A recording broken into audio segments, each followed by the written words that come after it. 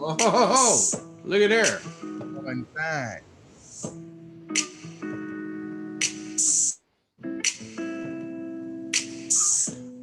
I don't have the what's the name for the other episode. You don't have the what? Yes, Tuesdays. Sent it. You just sent it like 30 minutes ago, maybe. Okay, got you. Yep, my bad. Yeah, my bad. I realized you said you was, and then I started thinking to myself, maybe he thought I was thinking to send the link for today. But I got it. Good shit. My bad. Nah, it's good. It's good, man. I was I ain't gonna say what I was gonna say. Hey man, it's good though. I'm great, man. I'm great. More fire, more fire. How did stage time feel, Lance? How did stage time feel yesterday? Hey man, last night was crazy. Like that. And I'm sure you worked with Adam before, Reyes, Shorty. Oh yeah, right. So you know, like his shows is always unpredictable, but they be packed full of people. Sobriety is very optional.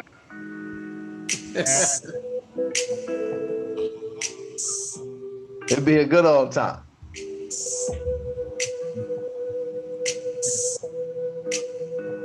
Have you been to Crawdads on the river? I've been there before, but what, for a show? I had went on Sunday. I didn't even know this place existed before Sunday. My boy was like, yo, we going out, come through. So I went there for that. And then the show was there yesterday. Oh, word. Yeah, man, like, I don't like seafood restaurants anymore that I no longer eat seafood. Yeah. That's gotta smell weird. Man, it's like memories. You know, it's like, man, I remember this. It's like having dinner at your ex's house. A little bit. Hey, man. I remember I used to eat this. Hey, man, look, you know what? To continue on this seafood conversation, man, I think we need video. I feel like BT about to surprise us, though, with something. Hey, man. Nah, man, I'm serious. Hey, man. So peep this. A lot of people don't know, if you go get seaweed, they sell it at the store in like packages. Mm-hmm. Like a big flat that come like 5 seaweeds in a package. And you just put that in something like some, I don't know, some tomato juice cooked with some vegetables, blah, blah, blah, something. Maybe you want it to taste like seafood stew or something. You crumple it up into it and it gives it authentic seafood flavor without the actual needing of clams in it or seafood stuff. So yeah. Yeah, man. University came out blazing, man. You know? Yeah, there's a seasoning like that too. I forget what it's called. But there's a seasoning that they use that has like that same seasoning because Tabitha always be talking about it because I'm convinced she only is a vegan just to eat fish sticks made out of palm hearts. That's her jam. These fish sticks, baby. I feel like we gotta find BT like something like that to make like okra taste like wings. Yeah, that's hard. Yo, man, you sleeping on fried okra though. It already tastes like wings. Hey, man. So it started a long time ago with the church's chicken, man. And man, I was like, oh, what's this fried okra? And man, it was pretty lit. Yo, man, I'm serious though, man. Okra slimy, bro. I ain't gonna be able to do it. No, it's not slimy when it's fried. You thinking a regular, how they used to give it to you as a kid okra. I'm talking about adult fried in chicken grease okra. I like vegetables that I like. Well, let's see. There's broccoli. I fuck with broccoli. Okay, that ain't even a real vegetable. Keep going. Okay, I fuck with greens. Okay, Especially if you put like a little ham hock in there. A couple of those is on CBs. Keep going. Okay.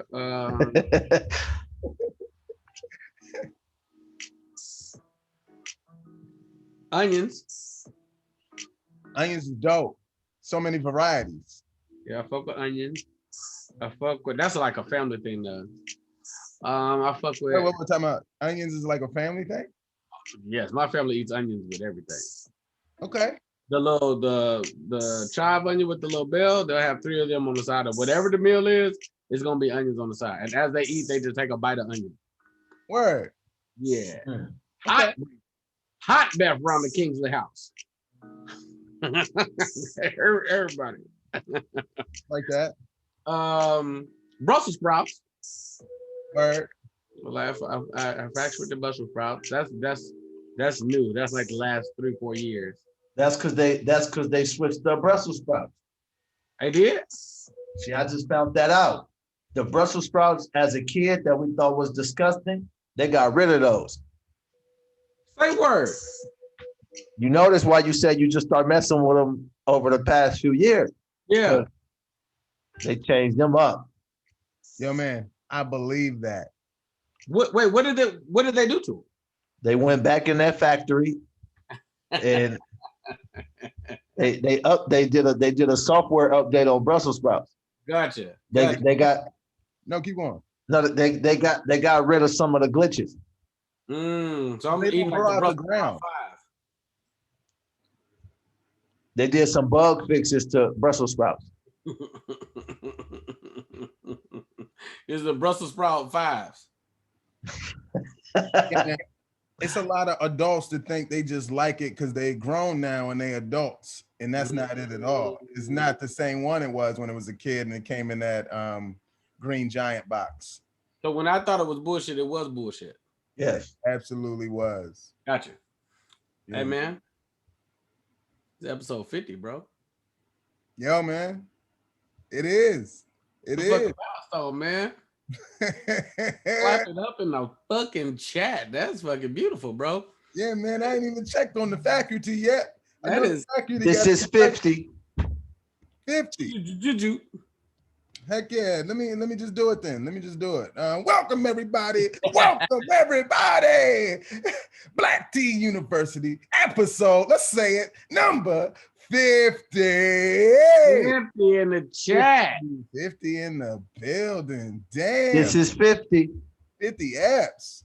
I Hell yeah. don't know what you take me for. I I really don't play that shit. Ain't got to get you his. I get out myself and spray that shit. Yeah, man. This is fantastic, bro. We got a major this is like the calm before the storm. Absolutely.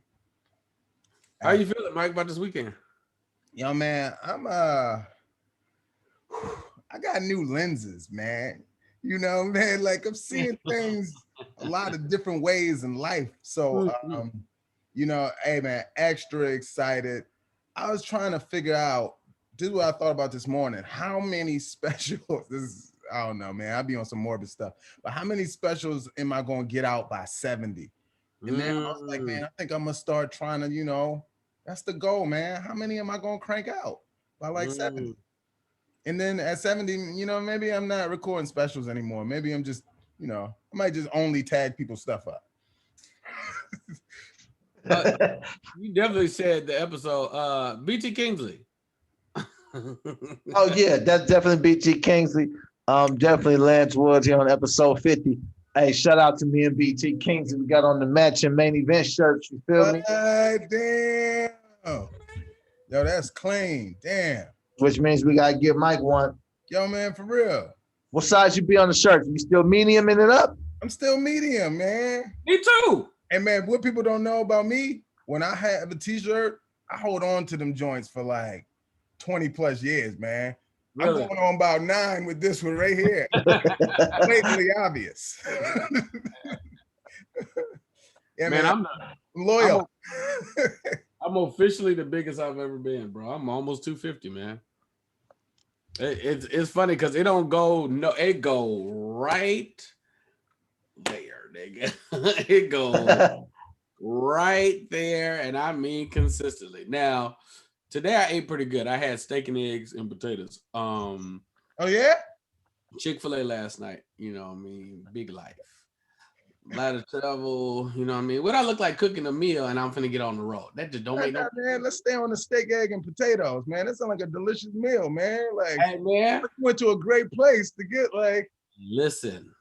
While I'm here, you know what I mean? Tomorrow I'm pulling up again to motherfucking Waffle Square. Waffle Square. All are invited. Listen, bro. I just love a country kitchen. I love a place when I ask for the meal weird, they don't even look at me sideways. Yeah, let me have a steak well done. Gotcha. Okay, cool. Let me have egg scramble hard, put a little extra pepper in them and some bell peppers. Okay, cool. Country potatoes, and I want a waffle, cheesecake waffle, but I only want half the waffle and make it like soft, like a little bit, but not burnt, but a little bit past socket. Okay, cool. Gotcha. He just walk off. He just walk off and bring it back exactly like I asked. Waffle came back a little crunchy. He saw me touch. The manager saw me touch. He was like, "No, I said soft. I said soft, man." He fixed it. Yeah, I'd be worried a lot of times when like my waiter or waitress don't write it down. You know, but they generally come back with it. And I'd be like, damn, I got to do better in life. Like if they can remember a whole family of meals and I'm struggling to remember the line I wrote in the joke. Like, yo, what is their technique? I don't. Go ahead. No, you said I don't want my waitress trying to Jay-Z my shit in the kitchen.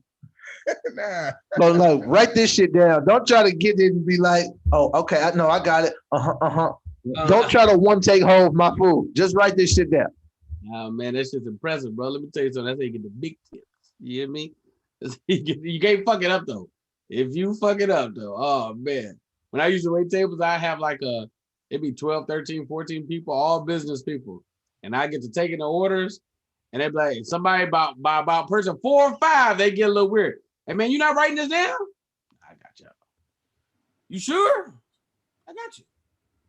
All right. I say if I mess it up, I promise I will come back and write everything down. If I miss anything when I say it back, they say okay, because you're not remembering the orders, you remember the menu. You remember the menu. 6 of y'all ordered burgers, but we only got 3 burgers. We got a mushroom burger, we got a bacon cheeseburger, and then we got the regular cheeseburger. So y'all can flip. You could say no onions. There's only 3 burgers.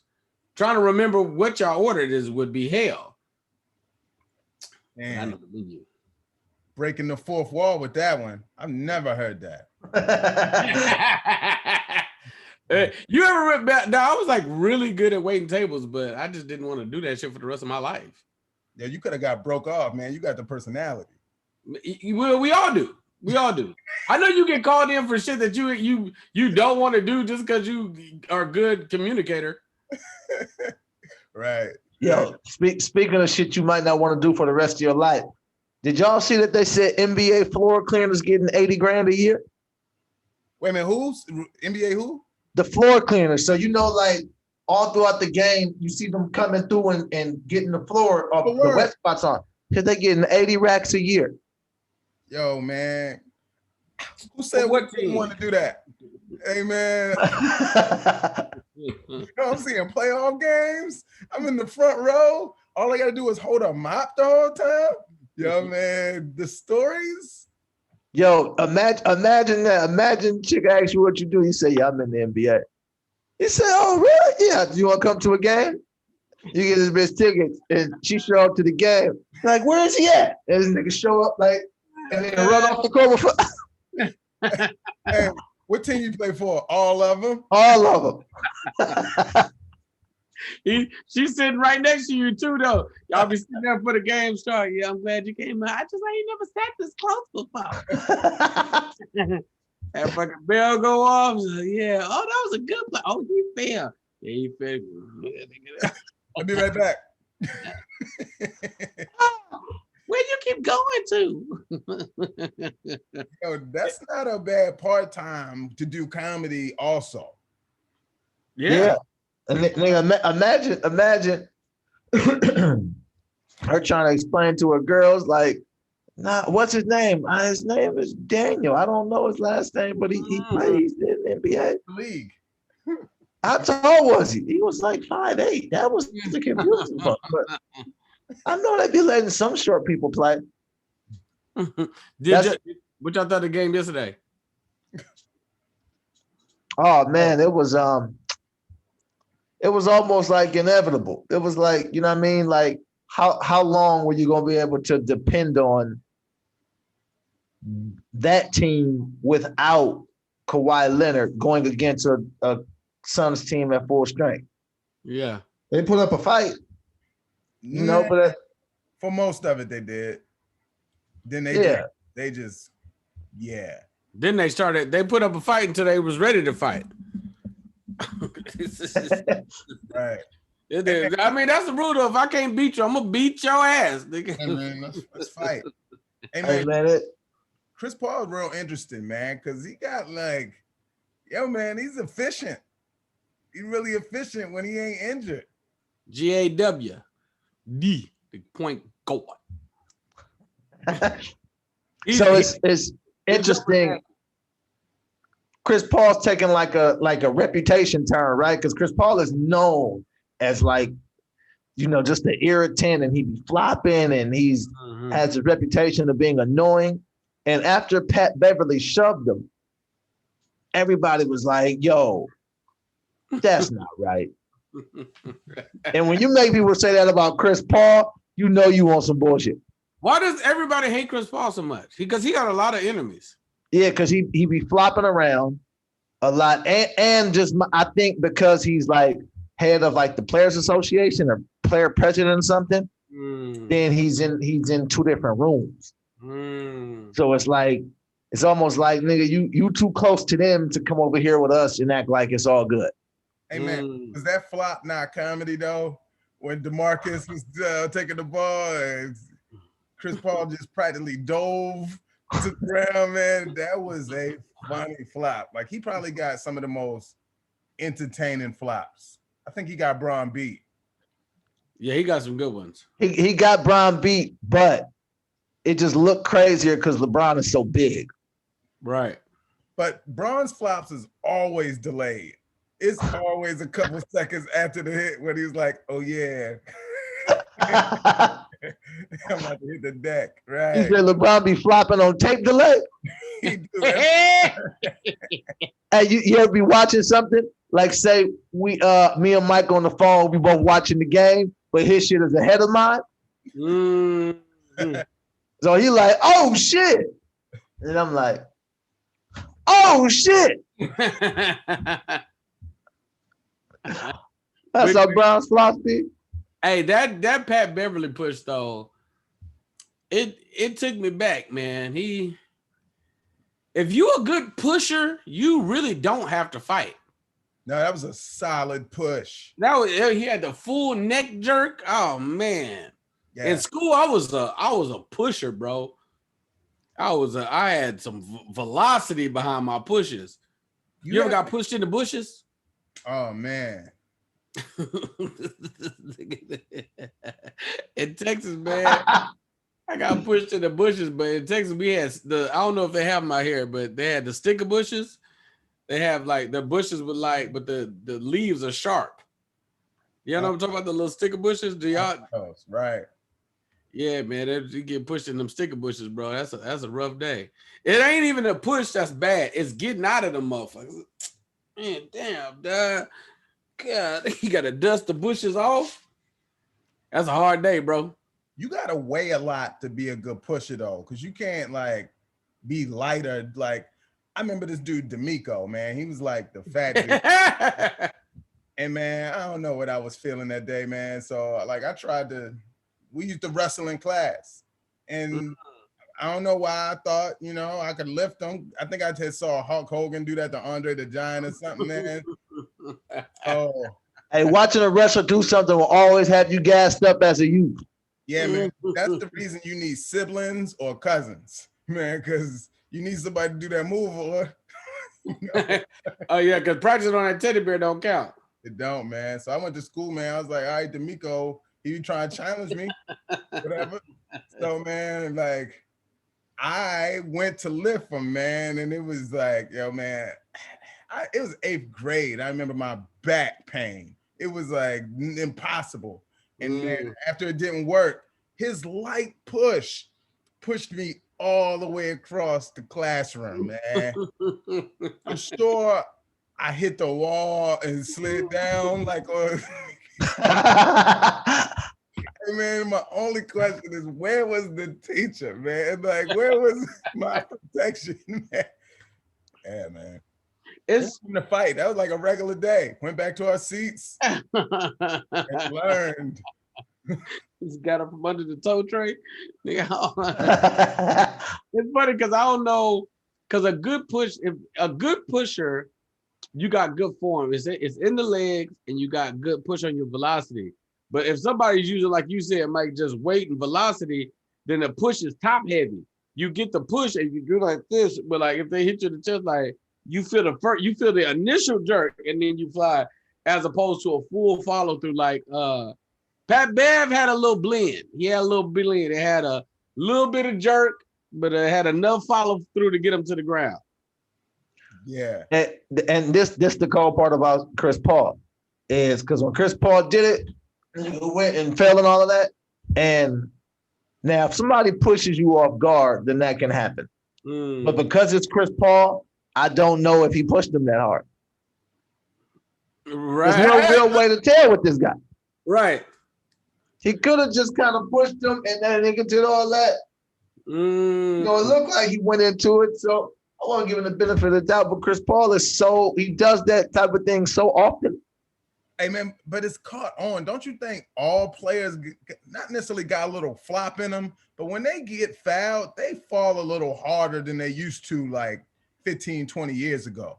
It seemed like everybody just got hit in their head with a steel pole when they get fouled. Just like how they fall to the ground. I saw Clint Capella. He was like, got fouled. He was like, oh. It's like, I'm sure it hurt. But it ain't like. They try to be a Space Jam, bro. Man, that's and who else, man? Because this happened yesterday too, man. What's his name? That looked like it hurt though. Alton. What's his name? DeAndre Ayton. When he got hit and he hit the ground, he was like, gah! When I think Chris Paul hit him in the eyes, and he was pissed. Oh no, you talking about Pat? You talking about when Pat Bev he blocked this shot, but he followed through and hit him in the face. Oh no, that one too. But no, it was one before that. That one was funny. But it was one before that when they had I think they was going for a rebound and Paul George reached around, hit him in the eye, and his eye was out. And then his own player tried to, console him. He was like, get off me. Well, he couldn't see him. He couldn't see him. So he just didn't know who was there. He turned into Pac after the shot when he was like, I don't trust none of y'all. Get away.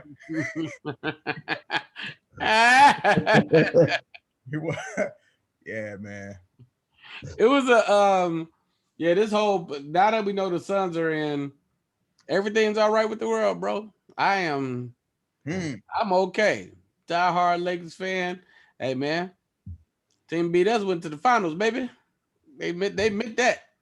Okay, I feel good about it. Clippers is out. That's a win.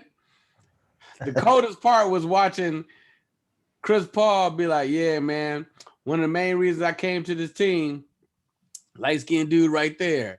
And I was like, that's why this nigga wanted to play with Kobe, bro. You see Kobe all in this nigga. Hurts. Fucking hurts. Nigga would still be a Laker. You don't lead the Lakers. Who leaves the Lakers? Weird niggas, Dwight Howard. Niggas still be a Laker. Hey, man, you know how many rings we'd have right now, bro? You mad at the wrong person.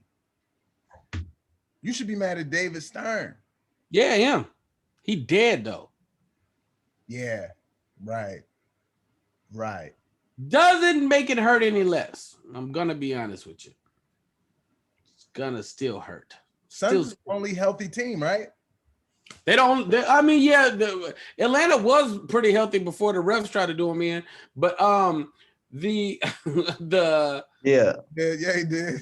I mean, no, literally, bro. The last 3 teams left right now are the healthiest team. I mean, we'll see what happened with Giannis. Because besides this, the Bucks is missing Dante DiVincenzo. Like one of their rotation players, good, but they can survive without him. And the Hawks were pretty healthy. Cam Reddish came back.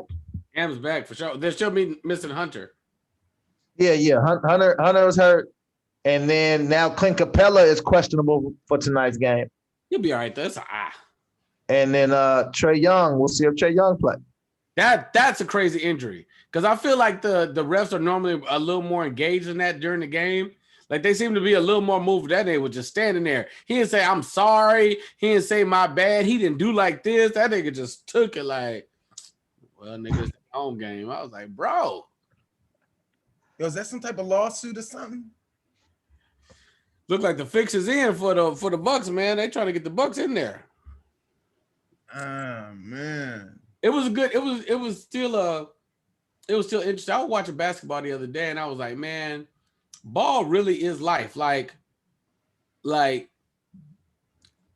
of the reasons I feel like people love sports, and I'm just gonna say basketball in general, is because it's literally like real life. If you play basketball or when you're playing, right? Like if you gonna have some people root for you. You're gonna have some people against you, right? You're gonna have adversities, right? And when you do bad and you shoot a free throw and it's an air ball, everybody gonna make fun of you, right? But if you around people that support you, i.e. your home team, them niggas gonna console you. It's like I was just watching. I was like, man, this is really a deep game. I was like, it's really a metaphor for life. Yeah, it really is like a metaphor for life. Sometimes you're gonna cheer for you, sometimes you're gonna win, sometimes you're gonna lose, but baby, you just play the game hard. You know what I mean? Hey man, speaking of hoop, I don't know if y'all like feel like crying or whatever, but y'all watch Inside the NBA, the doc. I watched a little pieces of it. I haven't got all the way into it. I watched all of them except for one, and I think the one was Shaq. But then I think I saw like 75% of Shaq, but I saw the other three. It's episodic. Yeah. Oh, then I ain't seen it. I thought I watched it. Yeah. What did you see? I saw Charles Barkley, and then they was talking about somebody else after that. They did Ernie, Kenny, Charles, and Shaq. It's a 4-hour documentary. Oh, damn. But yeah, man, it was good. Very, very, very good. Mike got 3 hours to go. Yeah, man. I mean, it was LOL funny, man. It was like, damn it, this is what we've been talking about. It's like real legit funny. And apparently I haven't seen it. It's one of the best shows in the history of television. Yeah, man. Hey, speaking of shit you haven't seen, tonight though, at Versus, y'all watching? The Versus tonight? Hold on, don't tell me. Let me guess. It's who is it? It's the rest of the Inside the NBA team. No, tonight it's Bobby Brown and Keith Sweat. Right. That's tonight? That's tonight, 5:00 tonight. Man, look at this. I want to see it, and I'm probably gonna watch it, but since outside open, I don't know. You don't give a fuck about the Versus no more. I've been outside, man. You know? You know what's funny? You said something about remembering the bits the other day, and I was like, man, comedy is so weird now. It's like, all right, you got all this new COVID material, right? And the COVID material, it kind of got you through the pandemic. You kind of basically wrote that in between, but you don't trust it because it ain't been tested in front of people like that. Like you haven't toured it, right? So it's like, it's cool, but it ain't where you was at, right? Like for me, I can say significantly, this ain't rocking like the set I had before because that set had been worked and tried and true. that set feels old, even though it's not. It's a year and a half old, but it didn't age. The everything still remains the same. It's just I haven't said it in a long time. And then I don't remember like how to get into everything. So it's like a really weird space, bro. I'm like really getting my feet back under me. Like I did a show yesterday, I felt pretty good, and the show Monday felt pretty good, but it's like, oh nigga, I used to do this. Oh, okay. So it's left, right feet. Feet left, right. Man, I didn't ask y'all how y'all feel about the weekend.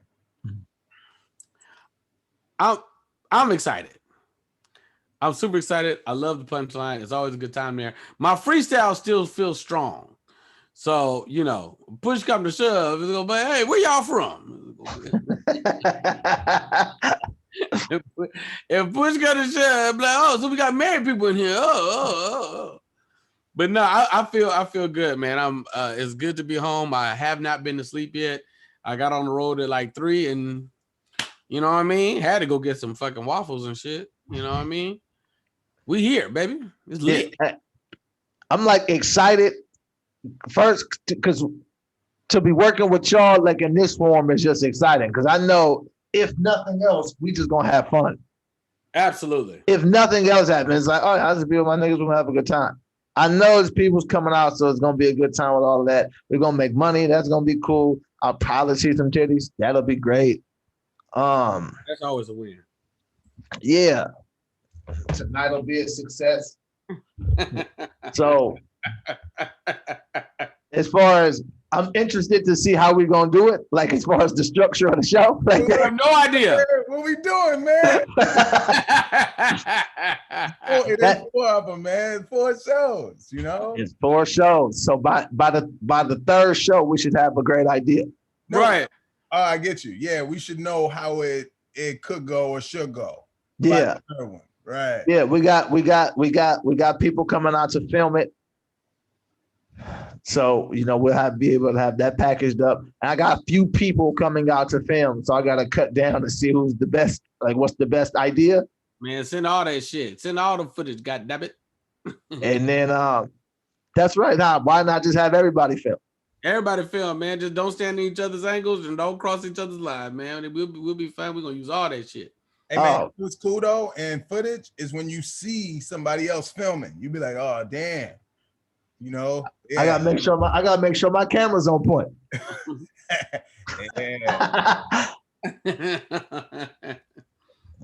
Yeah, I feel good, man. I feel like what we're building has an amazing future. I trust, know, and believe in y'all talents, and I feel like, you know, this is the beginning of something very fucking special. You know, people talk about flying in and shit. It's crazy. It's crazy. It's crazy. It's fucking crazy. Yeah, man. Damn it. I guess we gonna talk later. Hey, we just gonna show up on Friday ready for the show and be in a huddle and be like, all right, so so what we doing, B? You know what it is, bro? You know why it keeps being left in the air? Because we know it's okay any kind of way. Right. Like it works in so many variables because we've been in so many different variables with each other. Like, nigga, I've been on shows where y'all closed, y'all been on shows where I've closed, I've been on shows where I've hosted, you've hosted. It's like these pieces it's kind of interchangeable. Like, it's gonna work. Everybody's strong, everybody's funny, nigga. It's gonna work, bro. It's like, this ain't normally the case. I call a spade a spade. Normally it's some clear, defined lines, nigga. That just ain't the case, right? It's just like, nah, bro, everybody good. Yeah, man, but we got a twist at the end. You know? Yes. Because it don't just end at the, like, you know, a good set. It's after a community effort of something. And yeah, that's how the show closes. That's what's going to also put this show on a whole different page of shows that people have ever seen, you know? Gotta make it special, baby. Yeah. You gotta make it special. You're right. When was the last time y'all did the punchline? It's been like a year. Really? Yeah. So I done the punchline. Yeah. Yeah, it was last June. They opened back up. They opened back up for 4 days. I don't even think it was 4 days. It was like a Wednesday, Thursday, Friday, and I don't think they stayed open for the Saturday. So I think I did like the Thursday, and that was it. That's crazy. That was the end of June last year. Wow. So wait, let me ask y'all this too, man. How wait, Mike, when was the last time you did it? Yo, man, what Lance is talking about? I think it was like last year, June. It had to be, because before that they was closed for the whole, you know what I mean? And then after that, they just now opening back up. Like they like during the pandemic, they were not like big on like trying to figure out, like I was like, no, we'll stay closed and we feel safer this way. And the Live Nation money. Does Live Nation own that whole building? I don't know if they own the building, but man, they own the building. They were making that mattress money. That's why they wasn't tripping, bro. They were fresh off a remodel. And they remodel and then just shut down. That's yeah. They playing different game. Yeah, they're like, oh, y'all want to open? No, we gonna. Y'all doing the. Y'all want to have the social distance shows? No. We okay. Yeah. Be like that sometime, man. It'd be ghosts. They be there. I know. And then that was like some magician shit. Yeah, it was though. It was, man. So how much new shit are you excited about? Hey man, it's crazy though, man, because I come through these moments where corners are turned and I feel like I'm digging in something that I haven't touched on before, man. But now I'm kind of interested, man. I'm like, just some stuff going on, and it's gonna be a lot of new stuff for the people coming. They ain't seen none of it, you know. Yeah. So the question is like, what's new to me, you know? And there's some fun ones, man. Like I got some stuff about, man, I didn't even talk about it, man. Oh, man, I got some stuff about growing Black Santa in Baltimore, because we used to have I don't know how that was across the country, but we actually had Black Santa Claus, you know, in the mall. And when I moved around the country, man, you never saw that. So I was like, damn, that's something to really, a deep dive. Yeah. In the, you know, into that. That's gonna be fun. I got a lot of subjects, man. I got a lot of new stuff, man. How about you? I got some shit. and it's like, it's crazy because between like keep your distance set or like Laugh Factory stuff that's just being like shared a lot right now online, there's like, I got a lot of new people like seeing my stand-up. And it's always interesting when people see you from something other than how you started or what you've been doing. Mm-hmm. Right? You know the thing when like when you done like say the show on Offbeat, right? Yeah. When you do Offbeat and people say, oh, I like that guy from Offbeat. And then they see your stand-up like, the fuck? Like, you know what I mean? They like, oh, I thought he was the guy from Offbeat. Like, no, I'm the guy from this, and that's how I got to Offbeat. Yeah. You know what I mean? So it's like people seeing me for certain stuff and then seeing stand up and like, oh, I had no idea this is what you was doing. So I got like a lot of shit like that like it's just new people's eyes on my stand up. I love it. And yeah, like I did a joke last night because you know them shows be crazy with Adam. So I just start doing stuff in my head because I'm like, yo, I got these joints this weekend. Let me and I did this joke that I love so much, but I haven't done the joke because the joke is about the NBA bubble. So I haven't done the joke since the bubble. That's back when Laps Unlimited was doing the outside shows, and Tommy T's was doing the outside shows. So I was doing that joke. I did that joke twice then, and then I did it last night. But I had all these new tags, and then I had another joke that went with it, and I was like, "Oh shit, I'm the best."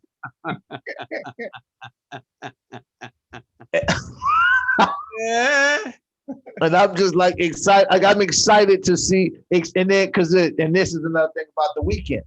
See, I got jokes like that, and then I do those jokes around y'all, and I know there's gonna be more tags that come.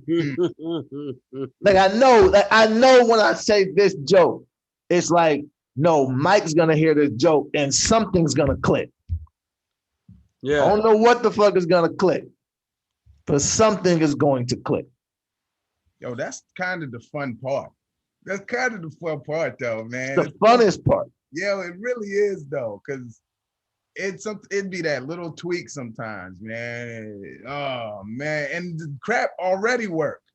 So it's just like I try everything. I try every tag, man.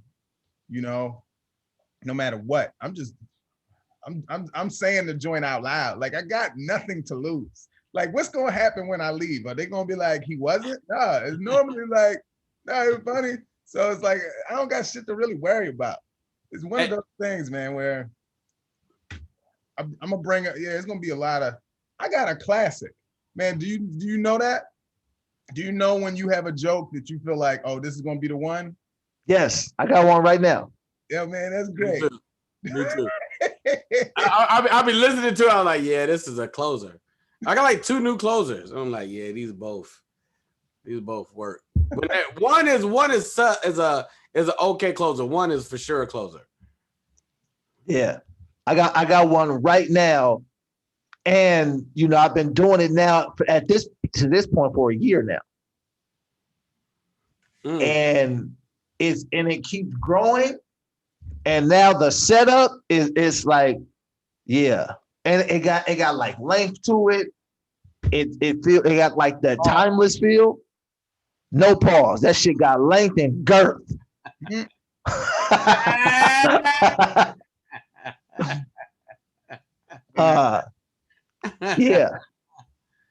And this the funny thing about a quote unquote classic joke, right? Is the people determine what that classic joke is, though. Absolutely. Right. So I got shit that I feel like is amazing, and the people didn't always connect to it the same way I thought or the same way I connected to it. Sometimes it just take time, though. Sometimes you'll do that bit a little later and it'll hit totally differently. When I tell you the shirt off, that shit didn't work for hella long. I don't know what about it wasn't working because I didn't change anything. Just like the timing of how I was saying stuff changed, but I was doing the same thing. And I was just like, what? This is so funny to me. Like, shit was not working. Hey, I seen a picture of you, BT, from years ago, and you was in great shape. No, listen, no. That's not why I said that. I said that because earlier in the show you said you was. No, we don't need that. No, I'm just gonna grab something real quick. No, it's over here. It might be over here. All right, I found it. No, look. Because earlier you said you the biggest you like the heaviest you ever been. Yeah, I'm damn. And then you just mentioned the shirt off joke, and it just and then you was like something. It was like, yo, something about the joke for some reason just wasn't connecting the way I needed it to. I was like, you might just needed to put some more weight on so they could really understand the struggle. Because I seen a picture of you, I was like, it was one of the throwback I mean, I'm sure it was in your story, but somebody else posted it, but it was like a bunch of niggas in the pictures. Nate and Tony Baker and GCR and a bunch of Kanisha, I think was in the picture. I was like, this nigga BT was small. Nigga. So keep this, bro. I can almost tell you exactly when that was because it's like when I first get to LA, I'm a little smaller. Then it's like I put on some weight, then I dropped hella weight. I was like 197 and cut, nigga. It was happening. I was 58 days in the P90X. Nigga, shit was falling off. And I got fucking knackered. Oh, yeah. And I did not have the jokes for this body. And I said, I'm not fucking up this knackered. I'm gonna put it back on and I will lose this shit again. I'll rip knacker. 29 schools later. I couldn't get this fucking weight off. 29 schools, bro. It's been worth every sciatic nerve pitch, nigga, but yeesh. I thought that shit was coming back off like it went on. It did not. And it was hard to put back on, too. It was hella hard because once you get to losing weight, your body's like, oh, no, we burn fats. Yeah, your body. And see, like the sciatica shit and all that kind of stuff. There's a difference when you just stay heavy, but when you lose the weight and your body be like, woo, and then you dump all that shit back on your body, that should be tough. Yeah, that should be tough on your joints, on your like your nerves, all that shit just get that's when you start to get like tweaking your back. Mm-hmm. And like them weird ass knee pains and ankles and all that is because like nigga, your body was like got some relief, and then you put all the shit back on it. I'm starting to diet on Monday. I promise. Hey man, you know, back in the day, you had to be one or the other for success. You had to be fat or skinny. Nigga, I could be the fat nigga in our crew, bro. Well, okay, I could be That's the fatter. Used to be. I could be the fatter nigga in our crew. I think I've already handled the fat part. Big BT, that kind of got a ring to it. Now that's Big BT.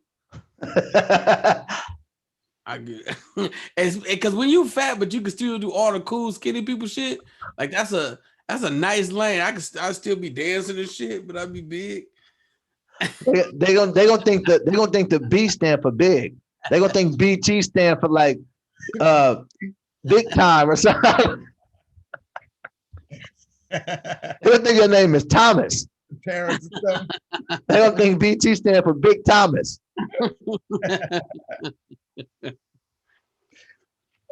Taco. So doing all the fat shit. But right, it only goes to one spot, and that's like the one thing that like keep me like halfway, like nope, can't give in, because it all go there, nigga. It's like I don't get titties, I don't get none of this, nigga, none of the weird shit, nigga. It's just all good, nigga. And now I got the beard, and you can't even see it in my face no more. It's all good, nigga. 100% good, nigga. It's like it all go there, bro. It is a little bit on the back, but it's only on the back to hold up the good. Legs still skinny. Nigga still flexible. Nigga still sit Indian style. Nigga, that was hilarious, and don't ever do it again. What do that?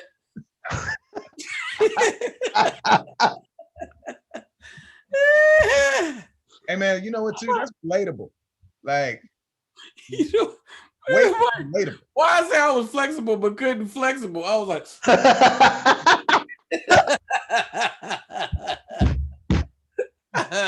wait, you say that's relatable. You know, not that part, not being able to flex and be, you know, weight, but just like weight in general. You know, that's why I think the the skinny big thing was like big back in the day because most people was one or the other. Maybe most people wasn't in the middle or something like that. Maybe that's why we ain't had no new stars. I mean, who have we had? Kevin got short. Yeah, right. Rail, I would say when he back in the other movie, he was bigger for sure. He used to be big. Yeah. Yeah. And he wasn't ever like fat. He was like me. Right. He might be a little bigger than me, but not by much. I probably always weighed more than him though. But he would be that category though. You're a lot taller than Rail too. Oh yeah, I'm a lot taller, but like who else? I don't know, bro. Maybe that's it. Hannibal. He got an out of shape thing. Hannibal don't be hitting the gym, obviously. Right. Hey man. Now I'm just taking shots. No, I like that. But Hannibal got enough issues on his head. He got enough niggas searching for him. That nigga was. I gotta remember who tweeted that. Somebody tweeted like, "Man, I guarantee that nigga Bill Cosby on his way to Hannibal House right now." David Lucas. David Lucas. I'm finna beat that nigga ass.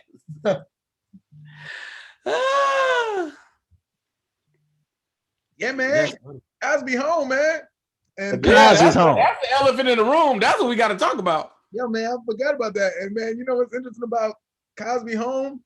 Yo, your take on this, whatever it is gonna be memorialized forever. So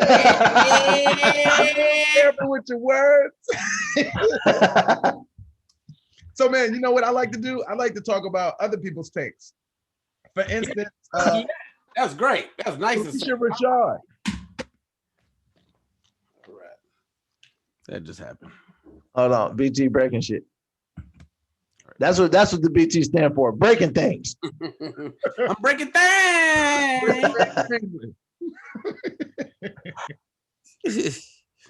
So yeah, Felicia Rashad and Aunt Viv going at it. It's really interesting. So, like, first of all, let's address the case, right? From what I can tell, what happened was Bill Cosby set a deal with one of the lawyers. I'd be getting the whole prosecution defendant shit off because defendant is clearly not obvious. So, like, he had struck a deal with them that basically said, if you testify in a civil case, then we won't try you criminally. AKA, if we can sue you and get a check, we'll act like this shit didn't happen. And you won't have to do no time. That's how it calculated in my brain.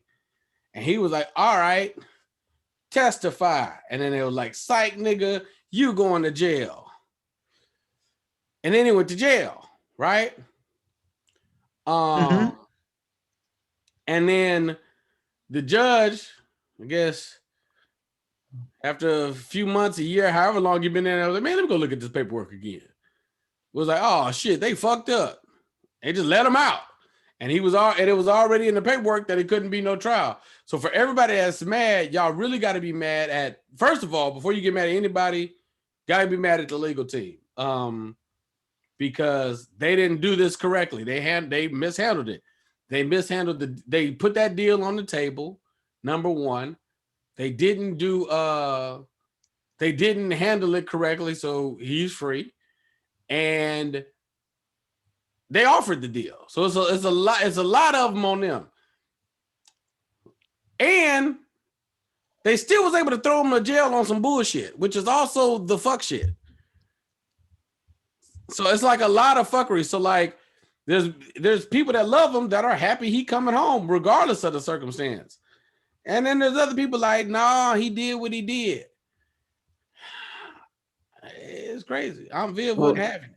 Hey man, there's also people that said he incriminated himself by what he said. But if you go back and look at what he said, what I read was, I wish I had it, Lance. You normally have the exact wording. But what he was they asked him, did he intend to give women quaaludes he wanted to have sex with? And he said yes.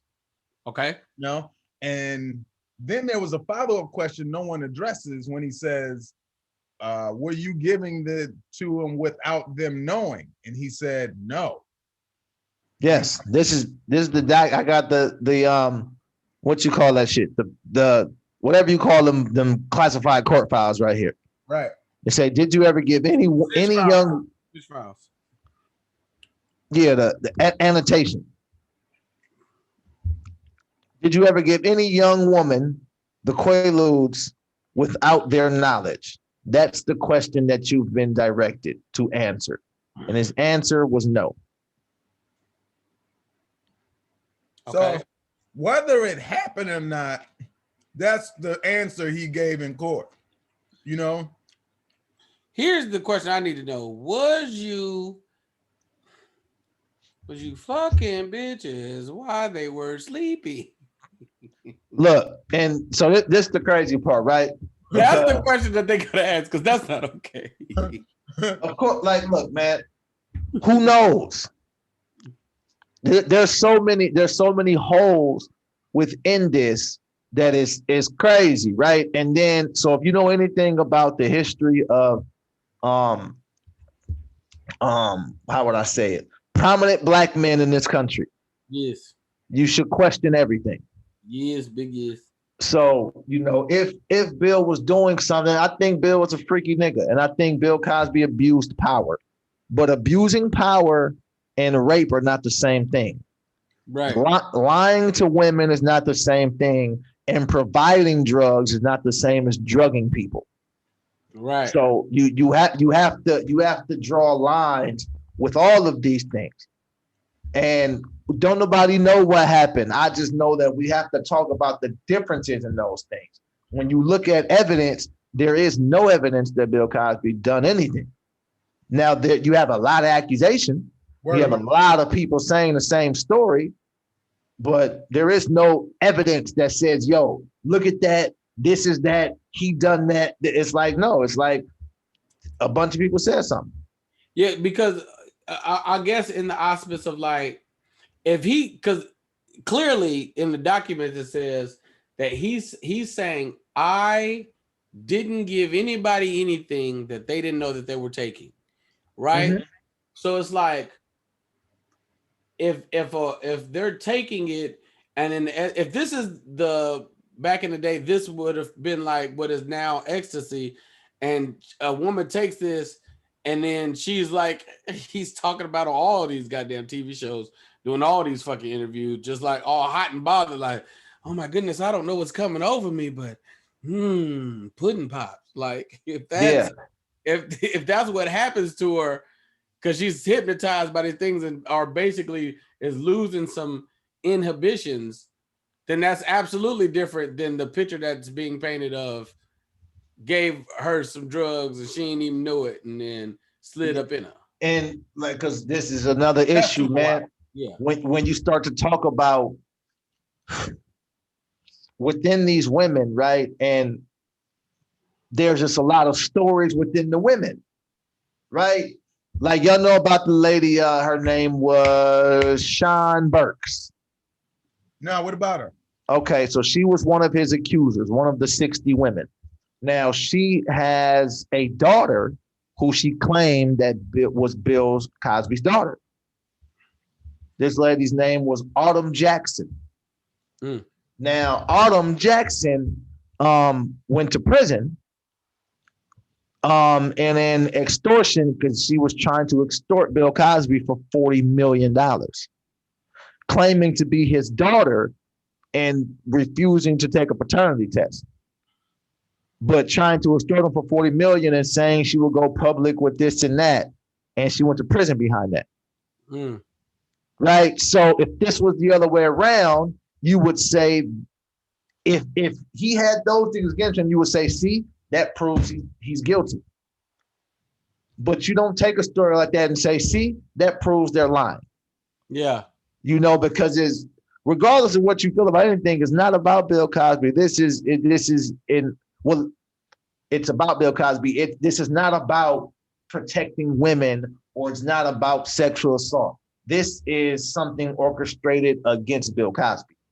And, you know, for whatever reason that is, and there's 100 stories that point to that, if people want to pay attention to them, you know. So especially right now, especially as us being comics, Black comics, I don't agree with a lot of things that Bill Cosby said.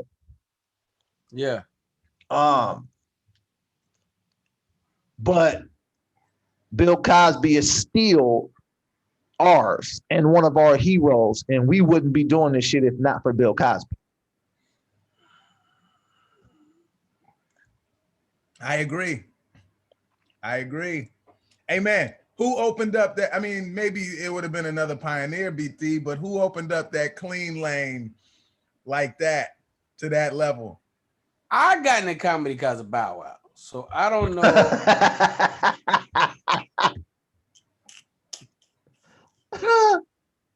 So look, hey man, you start to look into these women's stories and you like, yo, this shit don't make a lot of sense. Now, I do think Cosby was a freaky nigga. I think he did all kind of shit, but to call somebody a rapist, you gotta really have some shit to stand on and say this happened like that. Yo, I think No. Felicia knows. I think Yeah. she really has she probably Felicia Rashad? Oh yeah. I think You think she knows that they all lying and they're just not trying to go against the females? Not even that they all lying. I think she knows that there's something in the inner workings of an attack on him. And this is no way for me to say he's innocent of stuff. I'm just saying, hey man, look at this. Let's just say BT, for instance, is killing the game, right? Now you want to do something or whatever the case is. But now you did something like 4 years ago, some shit that you just did, and you really did that shit.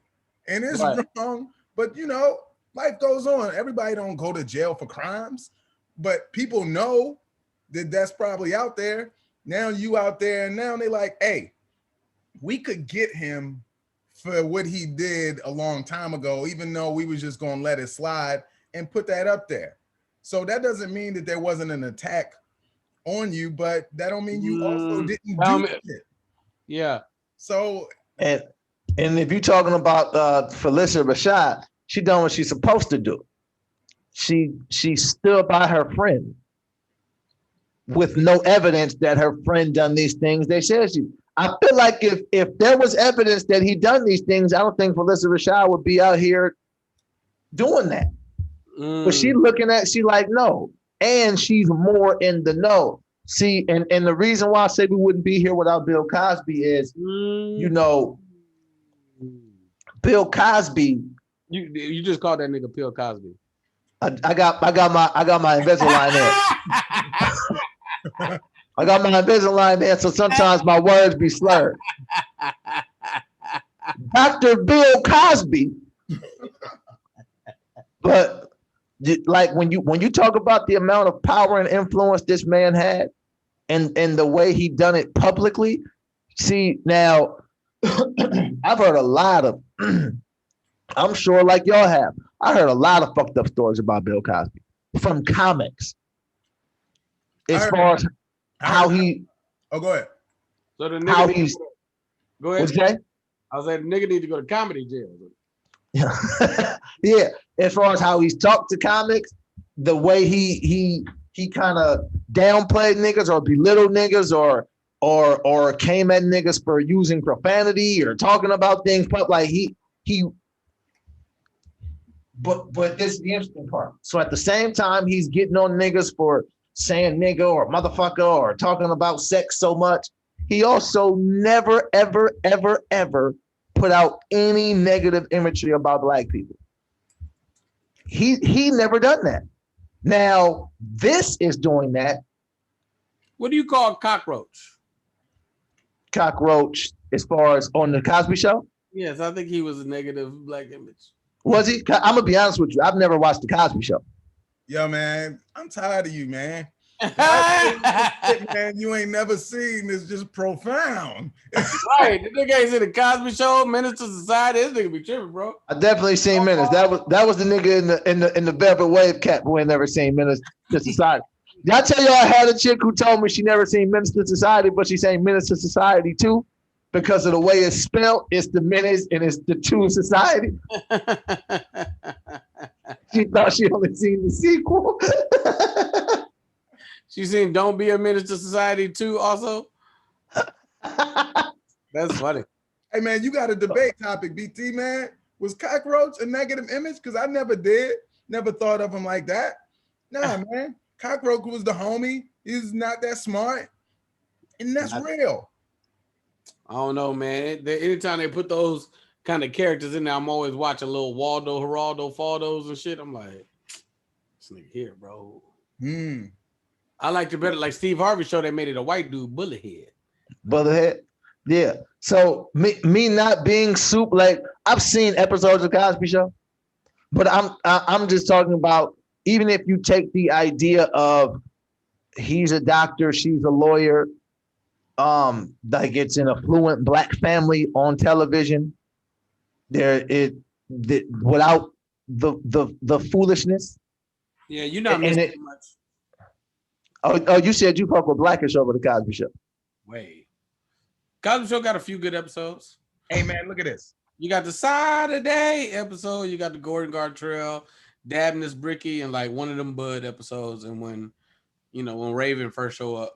Hey, nah, man. If Blackish would have came out first and Cosby Show would have came out afterwards, Cosby Show would have flipped it and did what it had to do to be better than Blackish. That's the only reason Blackish pushes the edge a lot more, and it's more now. Who's a better comic, BT? Anthony Anderson or Bill Cosby? Well, Bill Cosby, Anthony Anderson is not a comic, or he's barely a comic. That's not a diss. The nigga's barely a comic. He's not a fan of stand-up. I've seen him do stand-up. He does fine on stage, but it's not like something he's more inclined he's like the most hilarious celebrity host. Like comedians wouldn't call him a comedian. They've seen him do stand-up though. You've just never seen the nigga do a set in the middle. I've seen actors do stand-up. Yeah, no. But he was a comic. Like he did sets, but he just didn't love stand-up. So look. But I guess Bill Cosby better, I guess. No, there's a question though. I guess. hey, this is the question, right? So everybody has these Bill Cosby opinions, right? And one of the interesting things is publicly, the people who you see like upset about Bill Cosby being released, that lets me know about another agenda because I'm watching the people who say it publicly. And it's the same group of people who spread these things, right? But what do y'all be thinking when y'all see people talk? Just in general, like, do you just kind of be like, oh, everybody has an opinion? Or do you kind of be more like line in the sand, like, oh, this nigga's with that or this nigga's with that? Hey, man, I pay attention to who doesn't speak up on certain things. So when it's like rape conversation or whatever, and you see people that you see talking about everything else, and it's like, oh, why are they not saying anything now? It's because they probably got rape charges too. You're not gonna talk all big knowing your shit can come to light. So I'm always paying attention to who's quiet during the times when they're normally noisy. So you like, oh, police brutality, you was yelling, but this you quiet, you old raping ass nigga, you. So wait, everybody just threw me for a loop. Okay, wait, go back to how. Go back. What's the question again? Okay, so when you see people, I'm talking about this topic in particular, but it could be what did it me out, bye. You know what, like something like this, right? When you hear people talk about stuff like this, are you more along the lines of like, oh, everybody has a different opinion. He feels this way, she feels this way. Or do you be more like strong with this kind of stuff? Like, oh, if you with that, you over here, and if you with that, you over here. No, I'm never that stringent because I tend to I personally never expect people to I stop expecting people to see things like I see them or do things like I feel like they should do them. It just keeps my stress level way low. I anticipate fuckery from everybody I don't know, right? So if I'm anticipating some bullshit, it just saved me a lot of time and energy. So I tend to be able to even understand the bullshit ass idea or point also, even if I don't agree. It's like, oh no, I see what you're saying. That's wrong, but I get it. It's like I tend to be pretty even keel, even if I'm pretty passionate or stringent in my opinions. But when I do see them choose certain things or certain ideologies, everybody kind of has a checklist for me. I was like, oh no, don't ever forget that nigga said that shit. It's just like a little note. It's like, never forget. Okay. And it never comes off. There's nothing you can do to get away of you said it. You said what you said, and I gotta hold you to what you said. And see what y'all don't know about BT's checklist. It's not for shit that y'all think. It's for shit like, oh, this nigga said Bow Wow wasn't a legend. Yeah, absolutely. This nigga, no, I heard that nigga said Ray Allen was better than Kobe. Can't trust that nigga. Like, what's the third one? He'd be like, this nigga hates wings. This nigga was eating wings with blue cheese. Who the fuck does that? Les. So but what you saying, Mike, is like being aware of people who are not speaking up about certain things, right? Now, but also before that, you said, hey man, whatever you say, just know it's time. You said it. Yes. Which is one of the reasons why people don't say shit. Is because, see, people have this pressure now to just say shit because they want to be on the right side of something. So they really don't know what they believe. See, it takes a lot to stand on some shit. It takes a lot for a motherfucker to publicly say, like, no, I don't believe that shit. You got to show me some facts before I say that. I'm not one of those believe women niggas. I don't know. Believe the truth. Women be lying. Men be lying. Kids be lying. Everybody be fucking lying. I be lying for sure. I like lying. Lying is fun. Hey man, so when you have general statements like, no, believe women. What? Are you out of your fucking mind? As if women just don't lie. Right. If the hashtag was believe men, I would say shut the fuck up. That's a really dumb thing to say. So when things happen, especially when things, this is one of the things that I feel, right? I'm very, very anti-rape. I don't even like saying that word because it's an uncomfortable word. It makes people uncomfortable. When you say rape out loud, people shrink up because, truth be told, it's a large majority of society that's been molested, whether at a young age by family or people close to them, or older by just being overpowered sexually, and it's just a fucked up thing, right? I don't drink alcohol, right? Y'all know that. I've never had a drink. Are you on the same boat? You ain't never had a drink either, BT? No. Okay, yeah. So you know what I'm talking about. I know Mike don't drink like that. Yeah. But me and BT, I've never tasted alcohol, not wine, champagne, none of that shit. Now I've tasted alcohol. I ain't gonna hold you. Oh, okay. But that's because I used to be a bartender, so I had to try to taste everything. Oh yeah, okay, yeah. But I've never sat and had a drink. Yeah, nigga, the closest thing I've had to that shit was rubbing alcohol. I ain't never done that shit, right? That's not even close. Yeah, that could harm you. Really. Bad. So check this out. The idea of the club is very rapish to me.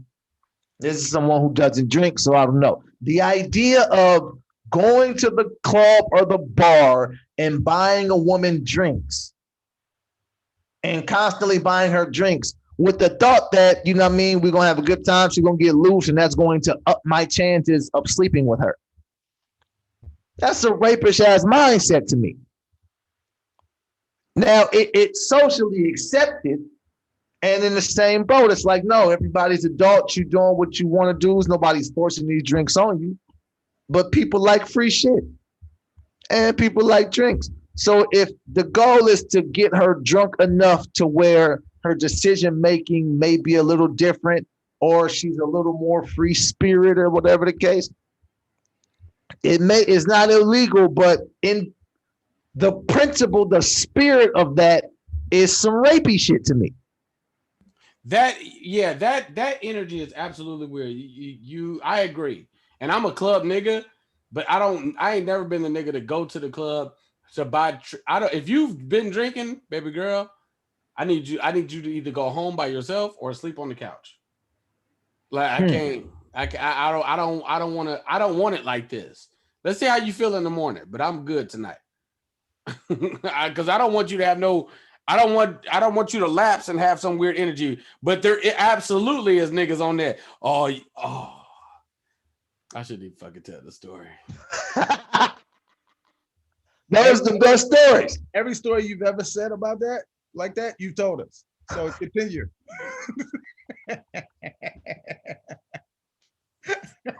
Yeah. There's never been one time he was like, I shouldn't tell this story, and just moved on. It's never happened. No, what happened, BT? Hey man, look. All right, no. It's the Mike, it's the haha story.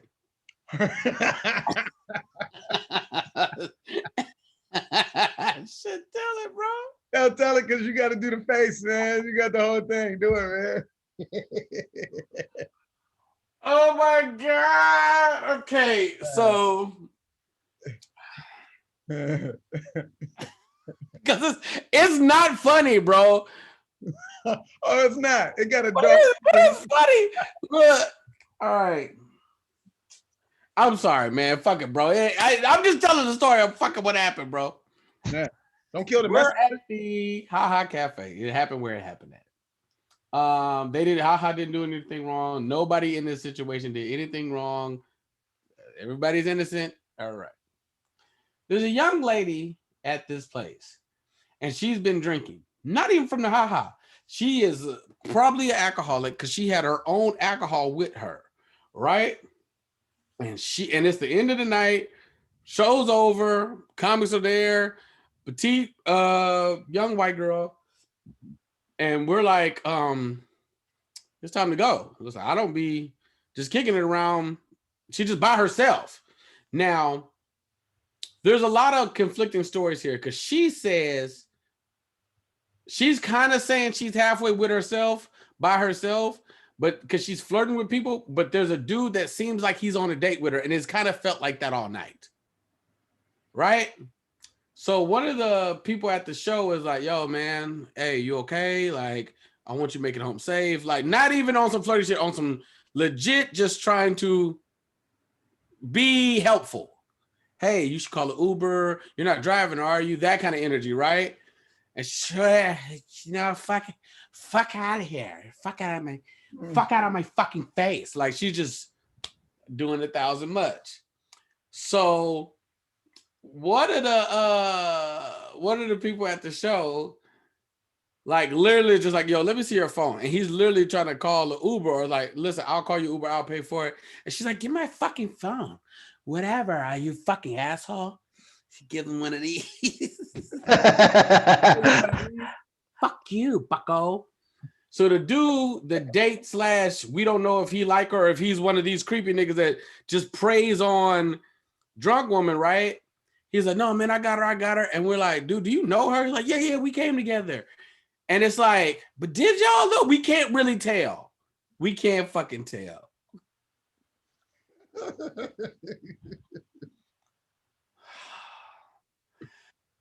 So we're like, bro, are you serious? Or like, he's like, no, I promise you, I came with her. I know her. Her name Amber. She's like, we asked her name and she says the name. It's like, all right, man, maybe they did come together, bro.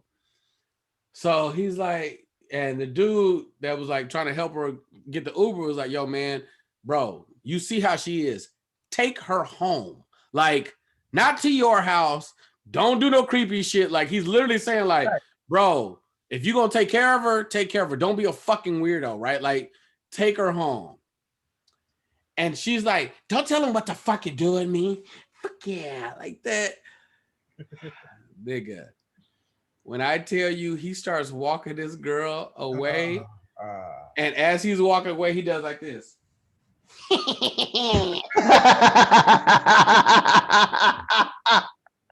nigga went. This nigga said, like, he's walking away. We're like, dude, take her home. He was like, she's like, fuck you guys. She turns around. As soon as she turns around, then he turns around like, that was the face, dude.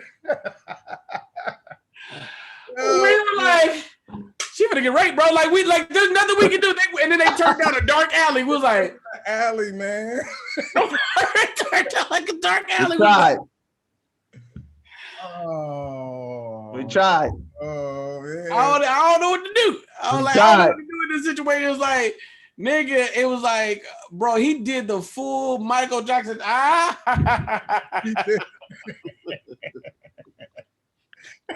And it wasn't funny, but she was being like, she had been so rude to the point of, I don't want you to think I'm doing something to you. So I'm just observing this shit happen. And that nigga hit that corner. It was, I don't know what happened. I have no idea what happened. He could have very well just took her home and it would have been the same night. Or that nigga could have.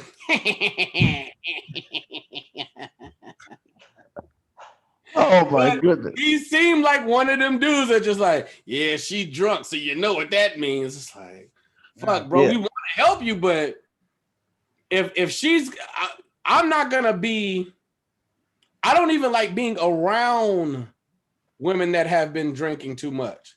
Me neither. I don't want no mishaps, baby. Hey. Yeah, and you know what happens? This is the fucked up part. When you start to feel a way contrary to what they just want you to say, which is if anyone's accused of anything, they're the devil and a rapist and all that shit. And then they say something like if you speak up and say, yo, I don't know what happened, I don't see the evidence that says that, and then they say something like, you have to apologize to all victims ever. And it's like, no, y'all need to apologize to the victims because they actually went through something. And instead of helping them, you guys are using their trauma to try to push your agenda. And that's bullshit.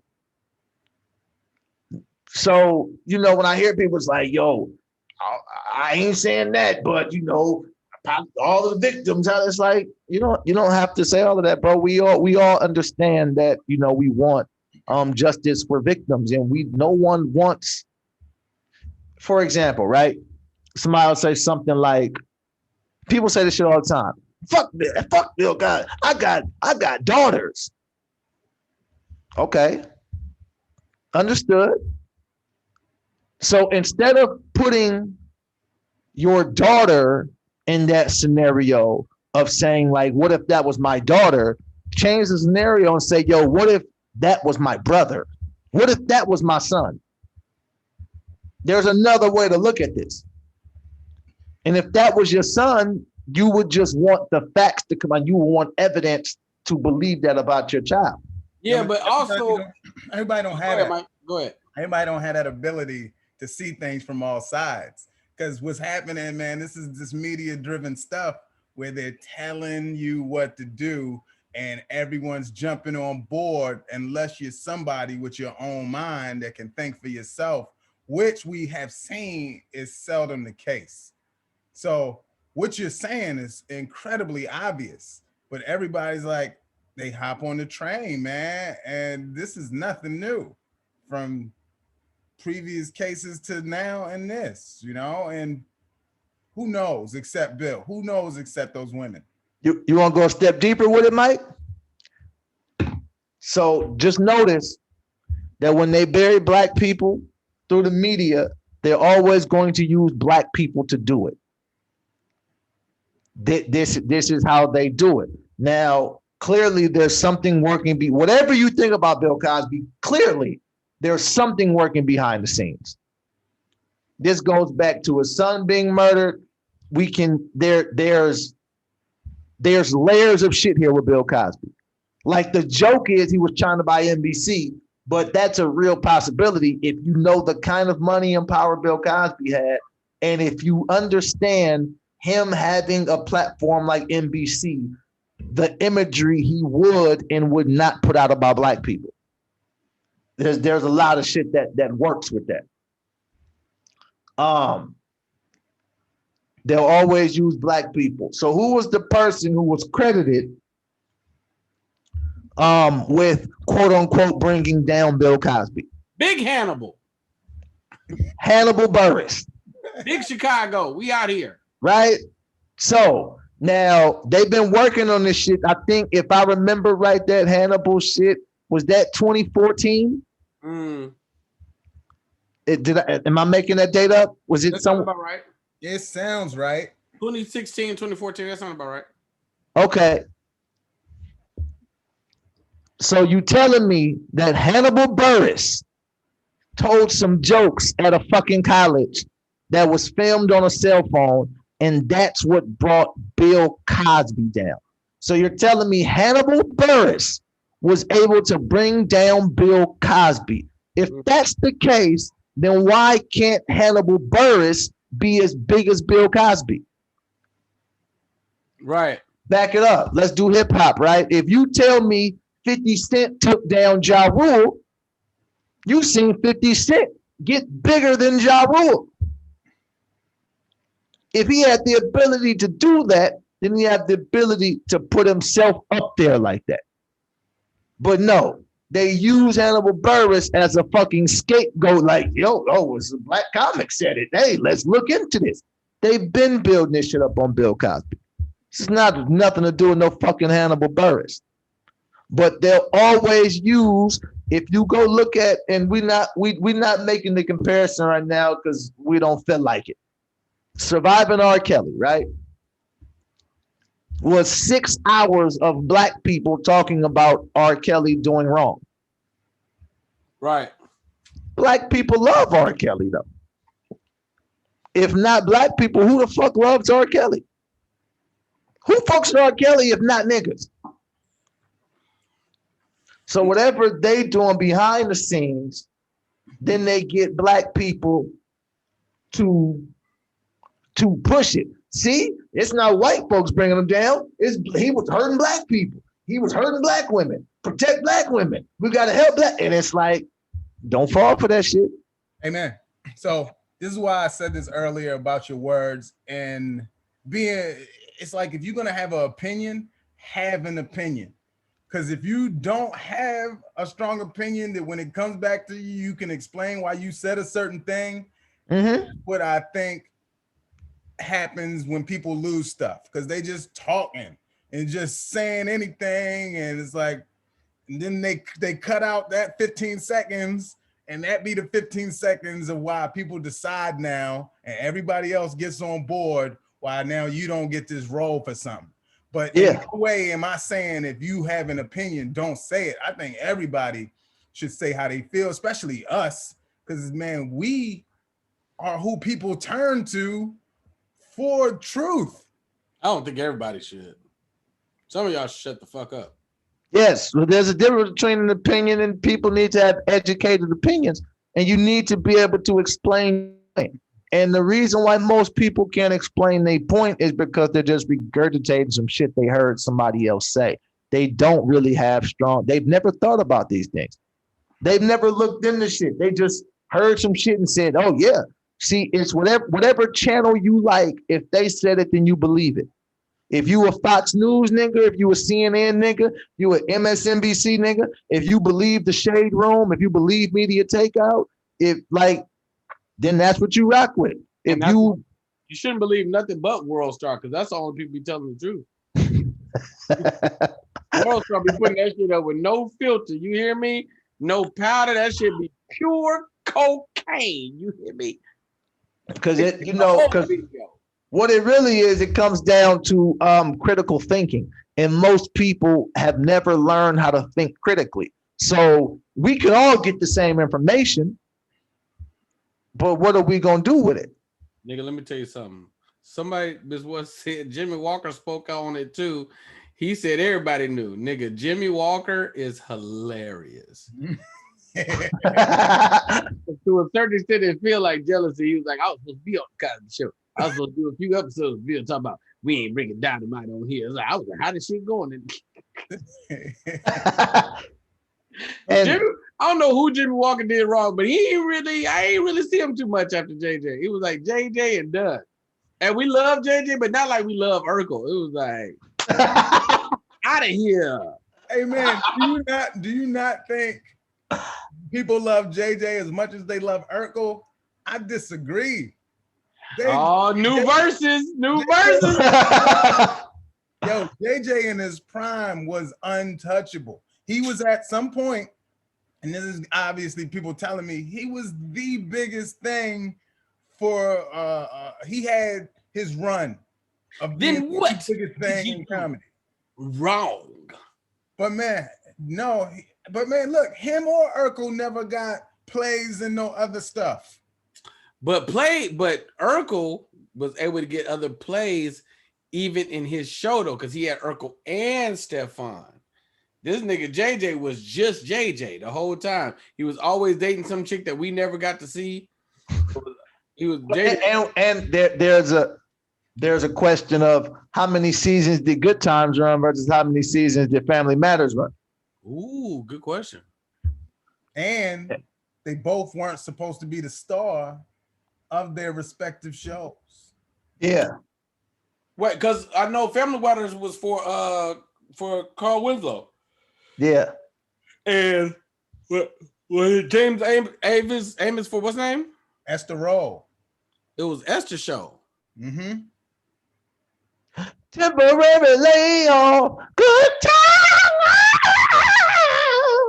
How you feel about Good Times, Mike? Yo, how I feel about it? Yeah. Hey man, so and watching it, it was always funny. It was always I'm curious of how if I went and looked at it now. But man, they always touched on the subject, you know. So they was like speaking on black stuff that I related to growing up. And obviously I was catching reruns at that point of it. Yeah. I can't say I've ever really sat down and thought about Good Times on like a real deep level like that. So when you go older shows, what's the first old show that you're like, I'm rocking with this? Sanford and Son, easily. Yo, man, it's hard to pick because I got put on to What's Happening. What's Happening was fun too. It was well done, comically written, funny. So I don't know what the go-to. Well, Amen. That might have been. You talking about Amen? Amen. Hey, what? Sanford and Son is fucking brilliant. Still to this day, like hilarious. Like I'll be watching Sanford and Son episodes now. The thing about, I remember liking Good Times because like my grandparents and them used to watch it, but I don't remember any episodes particularly. See, that's your damn problem. You be watching Sanford and Son episodes and I ain't watching goddamn none of the new shit. What's the new shit? Nigga, the Cosby Show. Shit. I don't know where you will watch that now, but there's that. Hey, that's the question of the day. Who's gonna be the first people to put the Cosby Show up? Who's gonna be the little Bow Wow of streaming services? Hey, man. Big Soldier got them on stage together. Stop playing with Big Draco. No, he got him and Romeo together, but he was the first person to play an R. Kelly hit. That nigga played I'm a flirt with no repercussions, nigga. He was like, I don't care what y'all heard, this is my song. And played that bitch. It was like, nigga, nobody's done that. Everybody's had songs with Kels. Nobody's played them. The Cosby Show is already up though. It's on Amazon. It's been on Amazon Prime. Really? The whole time. Woo! Yeah. I don't know if it's 1 through 9 though, but I'm pretty sure it's like at least 4 or 5 of the seasons is on there. Yeah, man. I know Different World's up. They act like that wasn't his too. Right. Different World was lit. I like Different World much better than the Cosby Show. I'm gonna watch that too. Yo, I like the Jeffersons, man. He was Sherman Hemsley is a great actor, but man, I love the Jeffersons. he was hard though. He was like saying some shit. Jeffersons is great too. Jeffersons is definitely, yeah, I'm gonna go Jeffersons. I'm going Jeffersons over Good Times. Am I bougie because of that? Hmm. Yeah, I think that made me bougie. Damn. Y'all still didn't tell me who y'all got in Bobby and Keith Sweat though, by the way. Bobby Brown, easily. Come on, baby. Easily? For me, easily. Especially if he playing New Edition songs. If you playing New Edition songs and Bobby songs, it's gonna be a lot. But if Keith played Keith stuff, LSG stuff, and the stuff that he penned for other people, if he played them hits from New Jack City, it's over. But if that nigga, but if Bobby Brown played them goddamn Ghostbuster hits, nigga. Damn. But I guess we're gonna have to take control. Mm. Can Bobby play Whitney music? The ones he on. I mean, that was his wife though. Like, we are one. True. That is true. That. That's true. Right. That's fair. Yo, Bobby, he was a good actor in Thin Line Between Love and Hate, man. Hey, that nigga killed that Thin Line shit. Can he play that? Yeah. Can he play the movie Thin Line? Yeah. Can you drop a couple scenes? That gotta be a point. Hot sex on the platter, dun, hot sex on the platter, dun. Albert, I feel like we had this conversation before, but Martin's movie catalog, when you brought up Thin Line, just reminded me, this fucking movie catalog is amazing. It's ridiculous. Martin's. There's movies that I want people to go back and watch because I don't think they know how funny it is. And like what? Is Blue Streak. Blue Streak is Blue Streak is fucking amazing. So good. funny, man. If you just go back and watch that joint, it's like, this was stupid. The whole movie. Blue Streak is Blue Streak is to Martin what Bowfinger is to Eddie. Bowfinger is fucking incredible. Man. Blue Streak is amazing, Mike. But Blue Streak holds an important, and it marks an important moment in Black comedy history with a scene that didn't seem like a big deal at the time, but the Dave Chappelle liquor store scene. Oh, When he's When Dave, you remember the scene? I said it's gonna hurt a little bit. that one, yeah, when they out there fighting, he's telling him not to say nothing. Yeah, when you remember Dave Chappelle was robbing the store. Oh, okay, that's inside the store, right? Inside the store, Martin comes in, right? Mm-hmm. And then boom, boom, boom, boom, boom. Now, the reason why this scene is so important, because that's the scene where they was trying to get Chappelle to wear the dress in. Damn. Wait a minute. What? Yo, Yeah. that's the one he's talking about when they came to him and the thing, it was like, we got this funny part for you. Yes. Wow. What? Yeah. Yo, man. Hey, just so y'all know, this gonna be the part we carve out and show everybody when we do the edit. This about to be the So, man, because hey, everything about this I know. He's sitting down, he's talking to Oprah. And Talking to Oprah. they wanted me to wear this dress. They came in, they said the producers would do this thing. Then he's like, nah, not really feeling that. Kind of hacky. They leave and they come back again with like the boss producer. And they're like, hey, yeah, man, it would really be funny. Why can't you? And they put more pressure on him. Yeah. Right? And then take it from there. Then he said they came back with a whole new scene written. He was like, y'all didn't write this scene that fast. Y'all had this. Y'all was just trying to get me to do some other shit. I don't even understand what the dress would have had to do with anything.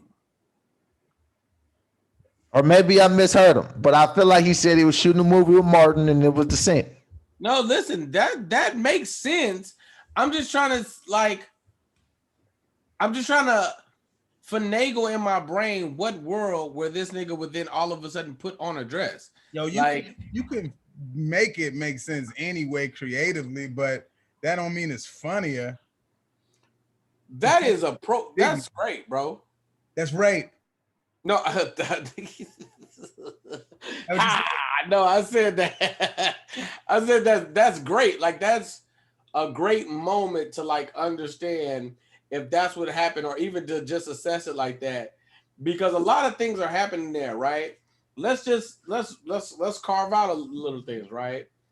This is a major movie, right? This is a big budget film. Martin Lawrence is starring. You don't know how good it's gonna be, but it's Martin at the heat of Martin, right? Right. And he's not the Chappelle he is today. He's just trudging through it, right? He's trudging through the muck of it. This is Nutty Professor all over again. It's a nice little chunky bit part. It would be series regular. No, he would be a guest star, right? So niggas like number 9 on the call sheet or some shit. Right. They write the scene or whatever they want you to put on a dress. And he's like, one, nobody on this set outside of Martin is as funny as Dave Chappelle is. So when they're telling him this, it's like, but who's telling you that this is funny? It's just the confidence to say, nah, I know funny and this ain't it. That's one. But next to that, I'm willing to bet not only did Chappelle not want to do it, but he definitely didn't want to do it in this world. Like, you want me and Martin to be in a scene together and I got a dress on? Like how I'm gonna talk? You want me to talk to, as a nigga from DC, you want me to talk to the king of DC? And so I'm gonna come back out on set and I'm gonna just have a dress on. Me and Martin just gonna be kicking it and I'm gonna have a dress on? Nigga, no. He just didn't want to do no lame shit. Like, no.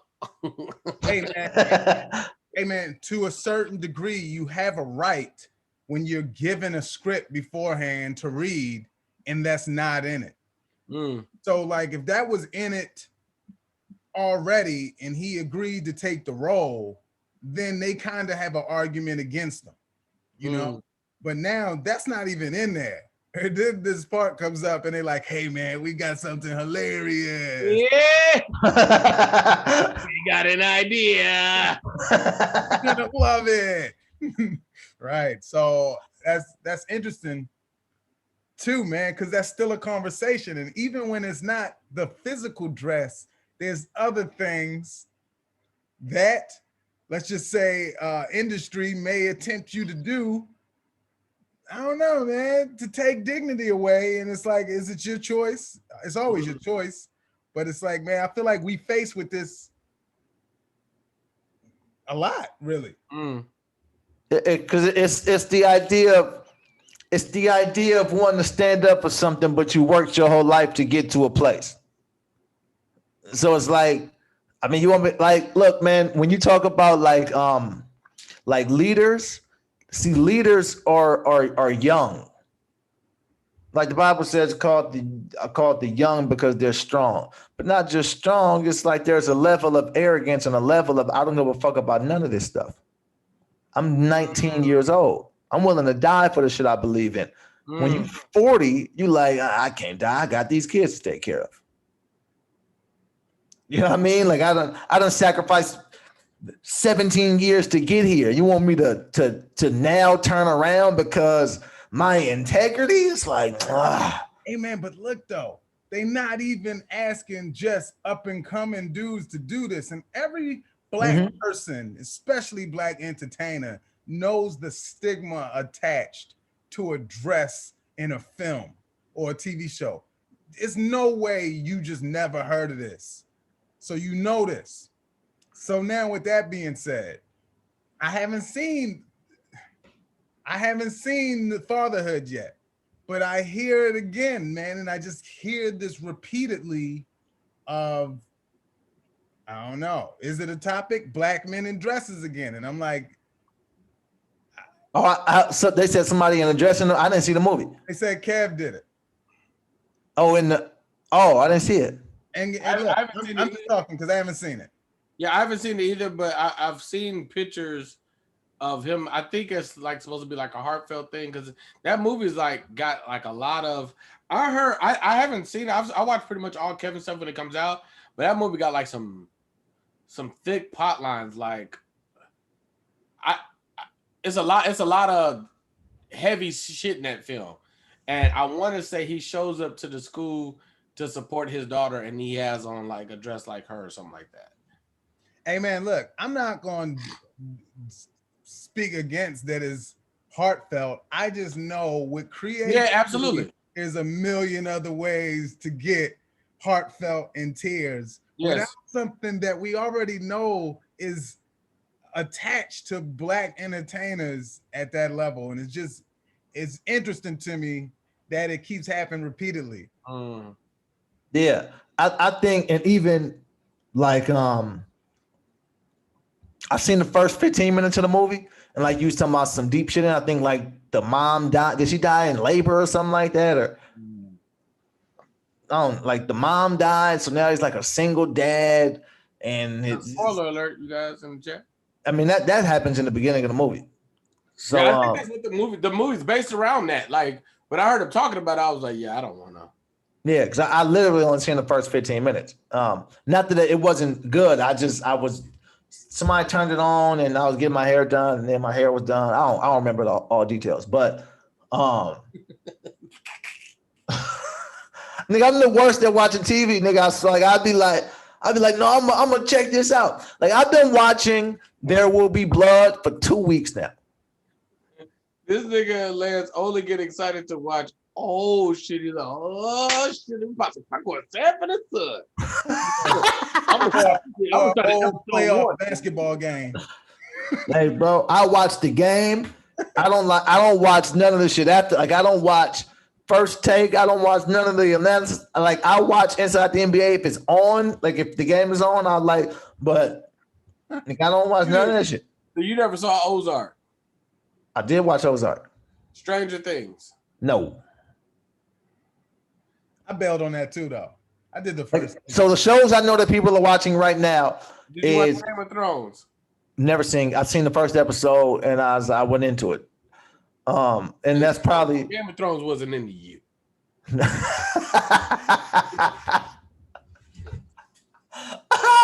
Look, I know people watching Stranger Things.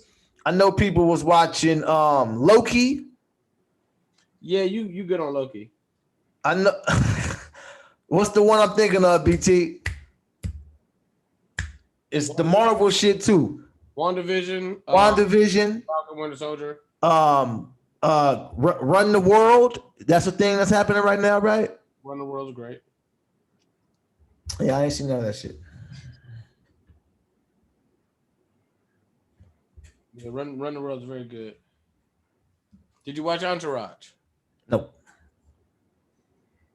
Never seen Entourage. Sopranos. Nope. Hey man, so Sopranos got the prequel movie coming out. Yeah, the So, spinoff. The Saints of March or something like that. I saw the trailer. What the hell do you be doing if you don't be watching TV? That's a great question, BT. Praying, my brother. You don't be eating. You don't be watching TV. What the fuck you be doing? You play basketball at 3 a.m., so I know you ain't hooping at the time. Man, I don't. You don't be on the game. What do you be doing? Smash. Comedy don't start at 7 o'clock. You got a lot of time between 7 and noon. What are you doing? Watch shows, nigga. Shit popping. I know. Waste your life, okay? I be wanting to be involved in the conversations. Conversations be sounding fun. And then I watch Tiger King. That don't count. No.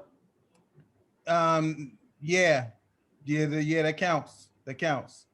Joe Exotic, nothing. No, it don't. You watch Atlanta? No, Oh my god. You don't watch Atlanta? no. I guess you did just say no. All right. Hey, you watch Snowfall. I know you watch Snowfall. Snowfall, yeah. And you enjoy Snowfall. That's why I don't Yeah. understand how you miss the other shit. I'm supposed to what the other shit is I never seen Power.